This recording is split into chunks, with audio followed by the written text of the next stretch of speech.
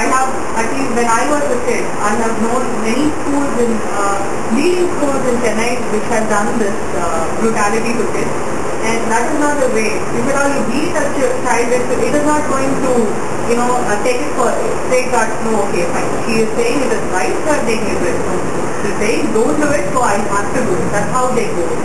So first thing is don't beat the kids, don't harass them like that. So that I believe is the first thing that we should do in the school. And the next thing is the society is special.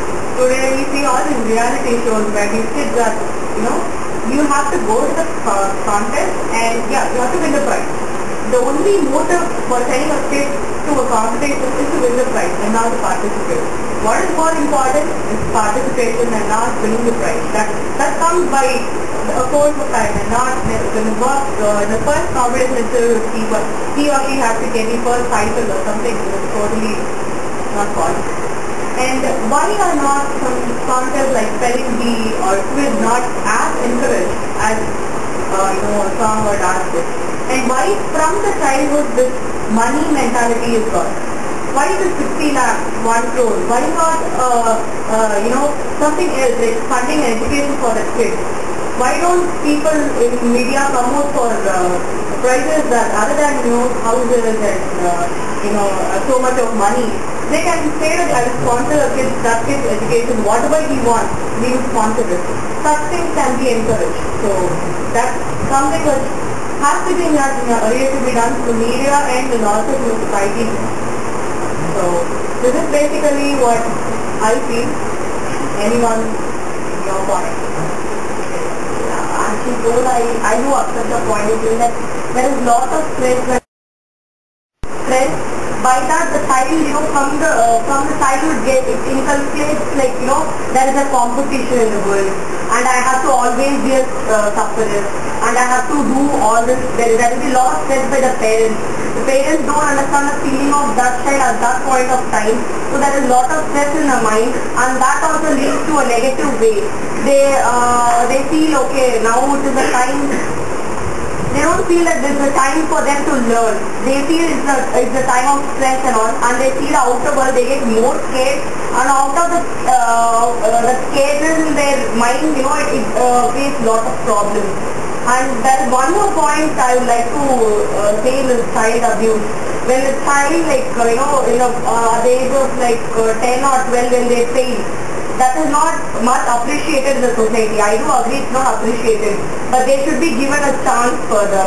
That is once the child fails, that doesn't mean they put them in the house and say you are not fit to be educated. Might be the child is talented in some or the other way, and the talent should be identified by the parents.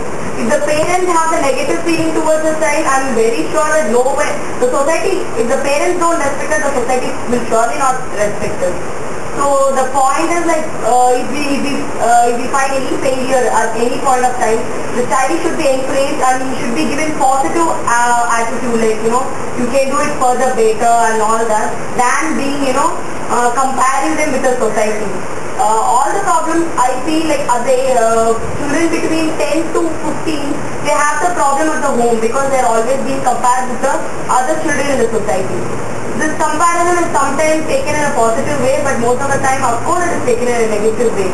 We feel more stress, and you tend to feel very low. You start feeling inferior from the age of 10, and when you develop the inferiority complex in your mind, it further leads only to inferiority. You will not feel like, okay, I can do it better. You will always feel that, okay, we will always be better than us. So that kind of tendency should not be developed by the parents. Parents should always, make the children feel safe. Yes, you are good at this. Even when they feel low, okay, I've got less marks, the teacher has scolded, the parents can come up and encourage saying that it's okay for the first time, maybe next time you can do it better. And they can compare the society saying, he's just good in this, but see, you're good in arts also. The child feels more refreshed and he takes up more care that he goes on and do better job in the area where he I'm mentally fit only this much. But this whole point of child abuse just disrupts this procedure. And you see the next few stages of that child or that small child will be disrupted, and he has no more life to be concentrated upon. That's basically why we have to stop child abuse, because mental torture that the mental torture that they undergo is really, I don't think you cannot equal anything. One day at work we say it's too much of pressure, I cannot take it. And think about the abuse. The abuse child carries out to the rest of their life. It's a burden that cannot put it down. It's a bad experience which they cannot forget. So that part of experience is what they really inculcate and they get through after being abused. And what can we do it to do it? They already have stringent laws. The government says that it's compulsory education, right to education. There are laws, there are constitutional laws where it's being framed and people do work on them, and there are police who do it. But definitely it is not strong enough to stop all these activities. Because in India, coming to India, we have such a rich culture where we look at women as being this, and we have so many laws. Women have to be protected, they are being protected and nourished at home right from the beginning. But when they come out of the society, when they come out of the cocoon, they are being abused. Not even generally there are any child who go out are being abused, especially women in this case. How could we come out of this and educate people that look, dude or boss, this is not how we are supposed to do. That is basically our mentality how we have to do, and we cannot educate each and everyone, and only the laws can do. We have to make people fear, saying that, come on, see, if you do this, then your rest of the life is gone. You will be abused for your rest of life and you cannot come back to anything. The laws which are really, it's something which, the laws which you have, you cannot say, you abuse a child, how many TV shows you see? The girl abused is murdered and again he comes out next day standing out in bail. And he is posed for a photograph smiling. And he says his lawyer comes out, and how far can he handle it? Probably socially we can take up the child, we can give it a mental, we can say that no, you have some of them, he can share with someone. But that is not going to work the rest of his life. Even though we look at a right of human rights and everything, one law protects another law. If you see someone if you want to punish someone or you want to hang someone, there are more law, right? And one more organization comes up and says, see, even though this, we have to look at humanity. And people who do this child abuse, they have no humanity at all. At any point of time, they don't stand with any humanity. And why should we show humanity towards them? And actually I happened to watch the organization called Technology, Entertainment and Design, and that very prominent Indian had given a speech in San Francisco, I believe. And what really happened is she was abused at a very early age of 7. She was taken and abused very badly with a gang of people, and after that she couldn't do anything. Only thing after she came back is she bounced back and said, I should be the only one. At least because of me, other 10 people are not being abused, and now he has been in constant monitoring and she's doing a lot of activities. It's not only the people who are being affected because of this should come out and fight for it. Probably tomorrow when your child is out, probably you don't know how it's going to stand in the society. It's not only how much pressure it's going to handle. And definitely we have to stop being that. This is outside, and now coming within the cocoon, within our family, how our own children when we grow up, putting up more pressure is another form of abusing. When you want a child of class 3rd child to sing for 7 hours continuously, what would the help be? How long can he handle that? He said, how would he do? If you want him to do a Guinness Book of World Record for singing, why not the parent go try it first? Let's not put our own responsibilities and our own thoughts and our own aspirations into one of our child or some other children and say, if I am not able to do it, come on, you do it. Publicizing and bringing out the child to the media and saying that, see, this is my kid, patting on the back is nowhere going to help the child in future. At one point of time, he is going to come out mentally and he is going to be suffering. And I think everyone can stand across this, come out, and we can just educate everyone and fight for it. Another has been fighting like this, and that is in the front end. In back end, lots of fights have been going on for child abuse. But the only way to protect this is to, anyone who comes under this scanner has to be punished very brutally. Only then we can do it. Putting a child into the abuser into a jail and staying there for 6 months and coming out saying that 10,000 you pay and coming out, and that will definitely not inculcate fear in anyone who does it. brutal laws is the only way. There should be, in reality, everywhere there should be law saying that no, below 15 years, below 10 years, we are not going to entertain a child into a program. That could be done. So that is a basic right of education. They have to have that. You having disrupted and coming, even there are successful children and parents who are doing it. You look at Javed Amin for Dasar, he's not good studies, his parents are not forced him to go and study. Even today I read in a newspaper that he says that I have my right of education, that I want that. The parents are prominent enough and they are clear enough in what he wants and he has to experience at that point of life.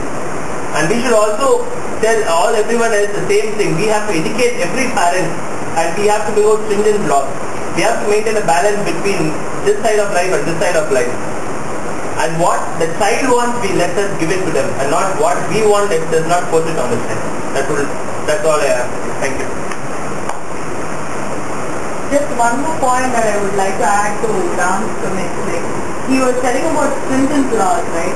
Don't we have stringent laws for murder cases? Don't we have stringent laws for corruption? Don't we have stringent laws for everything? Where are these laws applicable in India is my question. Let's hold your thought then. We can have this discussion at the end. Let's not go into it. Let's finish our speakers first. And Sidharth can... my first time trying to get a feel of what happened in Girija. I came just like I did all my 4 years of college. So you guys were in the middle of a conversation and never really got to know what the title was. But I do get an idea about what we are talking about, and it's pretty much applicable because I have seen many of my friends go through the same environment you speak of, like how they are forced to be the toppers, they got to be the best, something like that. Some guys have that drive within them, some guys they are pushed. Of course, everyone is pushed into the same direction, education, engineering. There are some certain others, they can be good dancers, singers, I don't know. But generally, what you are speaking is right. But still, I really don't have much to add to. I was just looking forward to listening more of you guys out and get an idea. Gajan, can you go next?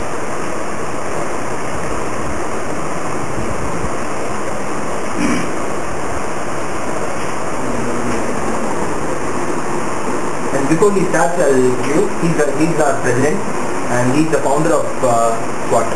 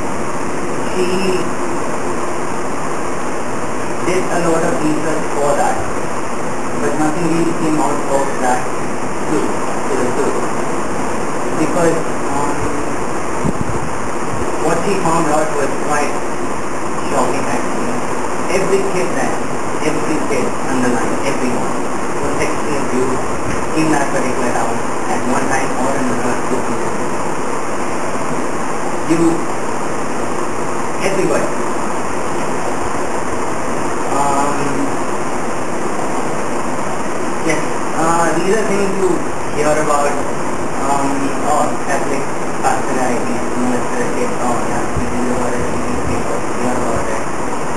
You think, okay, that's something that's civilization, that is going to come here.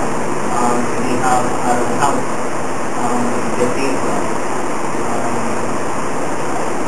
these are not something, these are things we read about, that's it, like never going to happen to us.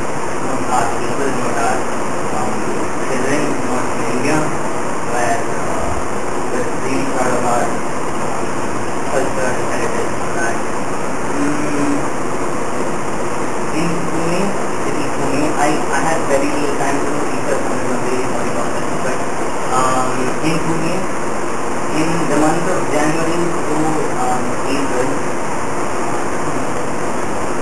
16 rape cases and 10 molestations reported in Jan 1 to April 30, 2004. Everybody there, the victims, they were of age group of 5 to 14 in Pune.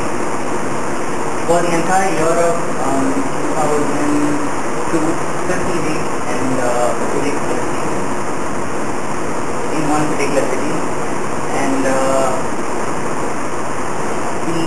the NGOs and other civil rights protection organizations there, they say that the report is actually higher. The police, they are saying because so that's one thing. The other thing is that during these incidences, only 1/4 of the cases are actually reported, taken up with the authorities. The other 3/4 just, you just bury it under the carpet and hope it disappears. Well, nobody wants to know anything about it. So, roughly speaking, in Pune, just one city alone, including all the incidences, that would be around 500. Totally, all CSA, child sexual abuse cases come to around 1,000 in one city, one particular city. Pune is the most city. In India 2004, 4 years, yeah. Now, these are not very nice to listen to. We spoke a lot about bringing rural laws down, right? Yeah. Well, the thing is, in India, we have not one single law to deal with child sex abuse. Not one. The only thing people rely on to give charges is something that was created in the 1950s when they wrote the law, section 377, 376, so far we have no laws, no nothing. World Health Organization conducted a report, and the conclusion, I didn't like reading it. It said 1 in every 10 Indian kids, they have been abused sexually at one point or another. 1 in 10. There's something else that's more fascinating. 90% of the incidents are caused by people the kids know.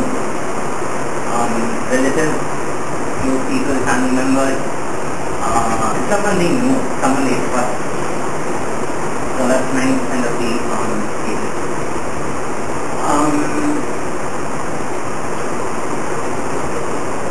That's the thing. Nobody wants to the awareness among this whole scenario.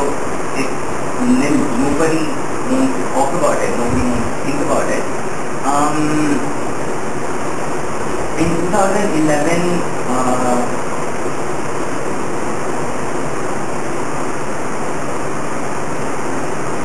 there was talks about creating new protection of children from sexual offense bills in 2011, but then that never really came to pass. I'm not sure what the condition of that is. You know how our judicial system works, so that is that. And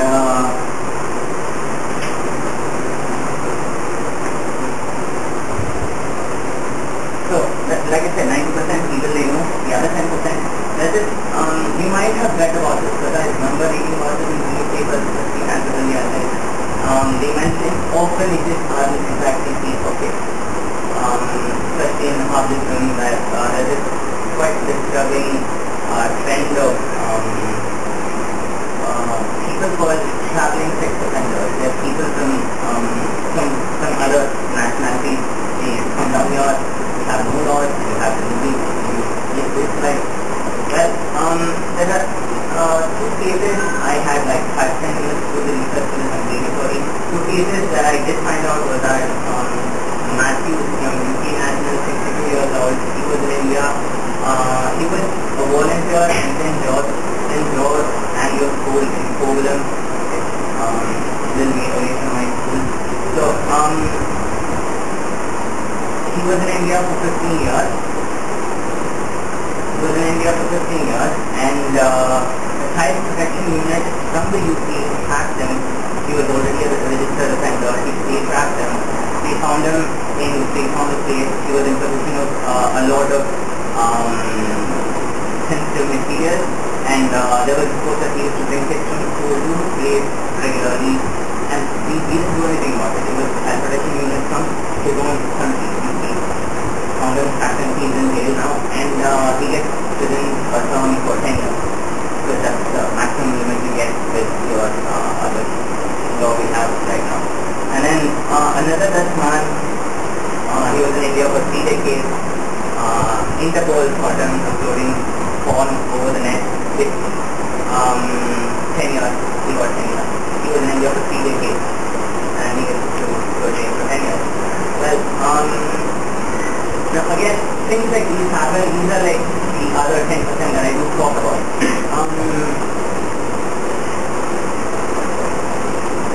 So the figures aren't exactly 1 in 10, and we have no laws, and we want to talk about it. Awareness is strategy to do what we do. There is one organization in India that makes this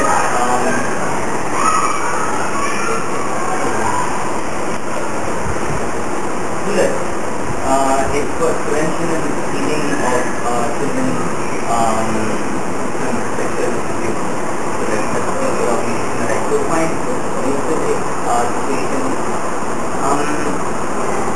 Like with every case, every scenario, every issue, awareness is our best weapon, I would say, against things.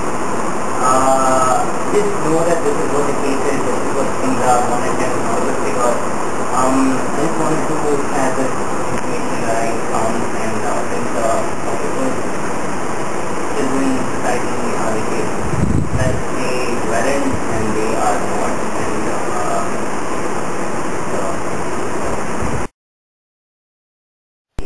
called sexual abuse. Like that, what else? This happens in every college, I mean any high school, no? People will be there, suddenly, we all wear this vesti, no? They will suddenly remove the vesti and expose the private parts. The girls get really scared. They are not even touching. Any high school, you ask the 8th, 9th, 10th girls, many of you would have gone through it, I'm sure. You don't like it. It takes you by surprise. But you know, the next day he will be there, standing there. It's very terrifying. There is not even touching you. Is that an abuse or not? That's also an abuse. So exposing your genitals or your organs of sex without even touching, without even putting them to use can also be an abuse. The child is 5th class, and the father says, come undress. How long you will allow the father to bathe the child? How long? How many years a father can give birth to a girl? Yeah? How many? Say how many years you think a father can bathe? For me it was 6 or 7 years. 6 or 7 years. Yes, I don't remember any time. 7 years. I don't remember any time my father has taken efforts to make me take It bath. can be 7 years, Even in 7 years, cases have been reported where fathers have tried to abuse children while babies. So we have to first understand that there are two types of behavior. One is which is connected to touching. That is, either it's intrusive or non-intrusive, but at the same time abusive. Okay? Then there is the other group of behavior that are not related to touching at all. But still it can be called an abuse, like exposing your genitals, asking some other person to expose. They need not touch at all. And showing them something on the screen, allowing them to see how they relate to that thing that's going on there in the screen. These are also abusive behaviors only. So when we talk about sexual abuse, the cases that he quoted were all where there has been a sexual intercourse, where they have found to be having either some kind of a physical relationship. Only then people talk about going to the police or giving a complaint. But there can be so other forms of behavior that can be called as abuse. That is why it is at 90%. It is not only in India, it's all over the world. It is 90% of cases reported as sexual abuse are from very close environment to the child. An environment that the child is familiar with. It's not as though that an unfamiliar person is hijacking her and raping her. We had this case, typical case in Kerala, where she was pushed out of the electric train, he jumped and then still he managed to rape her. These are cases of rape. But sexual abuse is not like that. It need not be rape. This is the first thing. That's why it is so very severe. It need not be rape. Everybody gets alarmed. There can be injuries, there can be blood, there can be marks, then somebody will take care. But the man comes every day with a chocolate, one day with a chocolate, one day with a rose, and makes her sit on his lap. The mother comes and gives coffee. That's also. And then the child comes and tells the mother, oh no, he is so nice. It's all in your head. You must have done something bad. I am sure he is such a good person. That's why it becomes relative. And that's why it is so scary. Because it is, they say, 80% of the abuse is hidden. It never comes to light. So only what we know about is only cases of extreme sexual abuse where there has been an injury, where there has been some kind of a penetration, then the child comes home and tells the mother. And then talking to you in all the time in a vulgar sexual language, what do you call it? What do you call it? Abuse. Yeah, it's abuse, no? When you are working, you can give a complaint. And an employer can be sued for violating the modesty of a woman employee. He need not touch you at all. It's enough if he talks in a very bad language. But for children, we don't have, as he said, we don't have laws where the sexual abuse is explained, it is defined. What we have is, as he said, the IPC, where we are talking about rape, then where we are talking about molestation, where we are talking about the personal dignity being spoiled. So extreme events only we are talking about. Whereas child sexual abuse is more, it need not be all the time related to sexual act. Although, as he said, that the person, a normal person derives satisfaction, happiness in having a relationship, a sexual relationship with the member of the opposite sex, an adult. Whereas these people get their satisfaction in these type of behavior which are perverted. That's why it becomes abusive. And you know, it can happen over and over and over again. That is the saddest part of it. Because if it's a rape, somebody rapes you, then the whole village will know.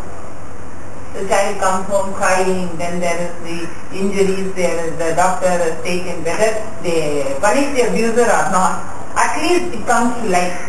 But things like this, when the teachers all the time abuse. When you go and give a notebook, they touch your hand, and then they touch you like this, pat you in your cheek. Or all the time when you give something, they give a remark which is very heavily sexually nature. These things can happen again and again and again and again. That's why it's very, very scary, and that is why we need to have child protection, because it's not only one act. It can happen again and again and again. And unless we allow the child to believe when the child says yes, two things can happen. What we generally, how we respond, because you might have done something. What did you do? That's the first thing the parent asks, no? He says, he is trying to be nasty to me. The mother says, what did you do? You must have done something. So, we are not first accepting and allowing room for the child to come and share. Then we put this point of guilt in her, saying that this is happening to me because I must have done something bad. I am bad. That is the thing that's happening. The third aspect that you should know is it doesn't happen overnight. There is a phase called grooming. Okay? Children are groomed. That is, the abuser selects children. And then he is generally, they will have a love-hate relationship only with the abuser. Because they are known people. There can be the uncle, there can be the grandfather, there can be the father. So it is always a love-hate relationship. And they select, and then slowly, they inch by inch, they make them do more and more and more. And they say, then there is always the secrecy. If you say this to anybody, I will expose what a bad girl you are or what a bad boy you are. I have all your photos. So the child gets mortally scared. Thinks that what will happen to me if I say this. So the element of secrecy and the element of grooming are two different things that we need to look at it. What we can do about it as an NGO. In this we will come to that last. Okay? So you understand that sexual abuse means it need not be related to physical relationship. Then we had a case, I don't know whether you came across it. It was the one Swedish couple. They were staying in a 5-star hotel, and they were taking children, 3 children from church gate. People who were picking papers and selling things, the small time vendors. They took these children to the 5-star hotel street, gave them chocolates and ice cream and whatnot, made them indulge in sexual acts, and they filmed it. They loaded it in the computer, and they sent it to all the, they have a network, so they sent it to the network. So when the police arrested them, from their computer they could find so many copies with photographs of children who were made to indulge in these type of activities. So he never had anything to do with the children. Right? But then this is another form of severe violation, and they were absolutely poor, maybe total orphans. They were 3 children in Bombay, and you never know what the background that they were coming from. I mean, of course they were arrested and then they have been convicted now.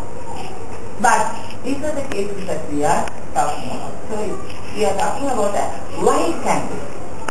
We are not just talking about one-day event or one type of behavior. We are talking about a wide canvas, and to identify and to deal with children who are